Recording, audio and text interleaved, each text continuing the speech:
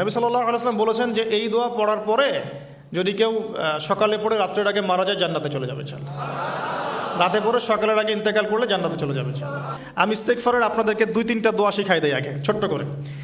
1 number, যারা একটু পড়াশোনা করেন মাশাআল্লাহ তারা এইটা পড়বেন, সাইয়্যিদুল ইস্তেগফার। সাইয়্যিদুল ইস্তেগফার আমার সাথে বলবেন, আল্লাহুম্মা আনতা রাব্বি লা ইলাহা ইল্লা আনতা খালাকতানি আনা আবদুক ওয়া আনা আলা আহদিক ওয়া ওয়া'দিকা মাস্তাতা'ত আউযু বিকা মিন শাররি মা সানা'ত আবুউ লাক বিনি'মাতিকা আলাই ওয়া আবুউ বিযানবি ফাগফিরলি ফাইন্নাহু লা ইয়াগফিরু যুনুবা ইল্লা আনতা।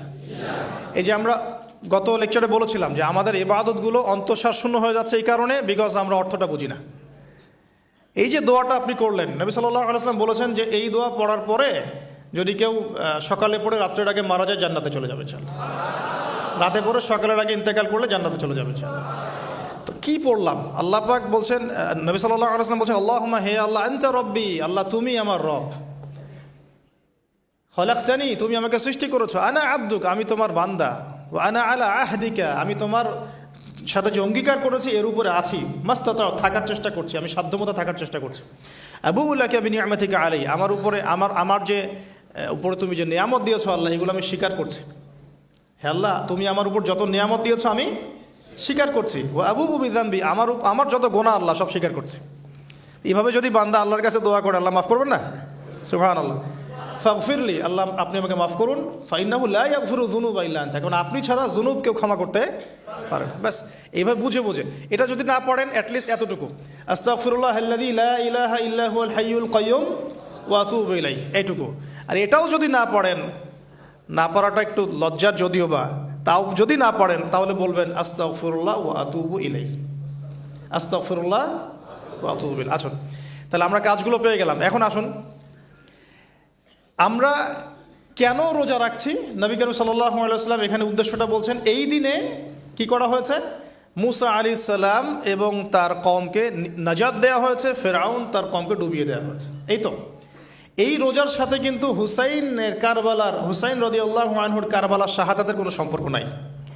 এটা একটা আকীদা পরিষ্কার করে নেবেন।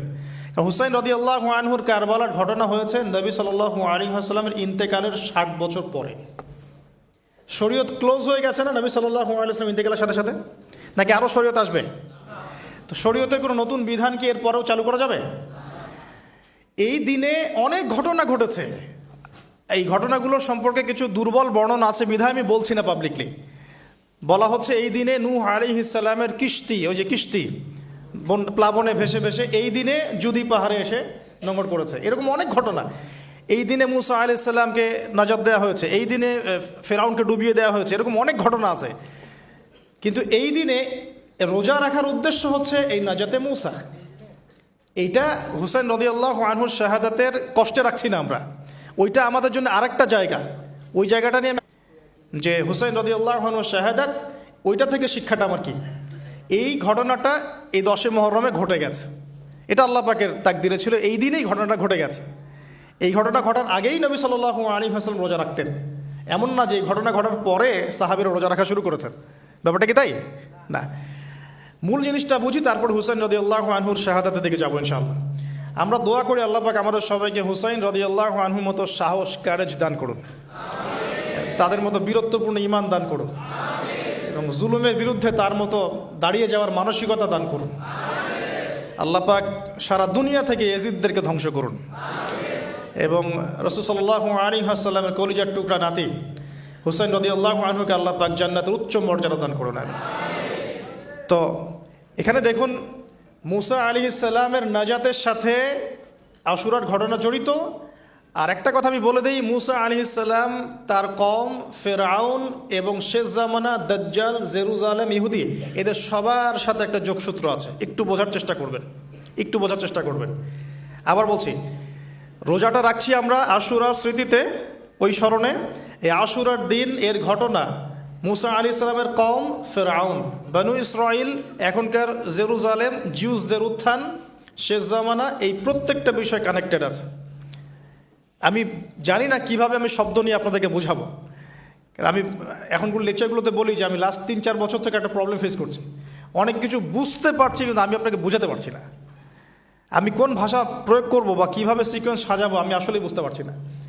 বিশ্বাস করেন, এগুলো শুধু বাইরের কথা বললাম, ভিতরে এমন অনেক কথা আছে যার 30 থেকে 40% আমি বলতে পারছি, বাকি 60% কথা আমি বলতে পারছি না। এখন আপনি ইন্টেলেকচুয়াল অডিয়েন্স হয়ে বুঝে নিয়েন যে কেন বলতে পারছি না, কেন বলতে পারছি না, কী কারণে, এটা আপনাদেরকে বুঝে নিতে হবে। তো এখন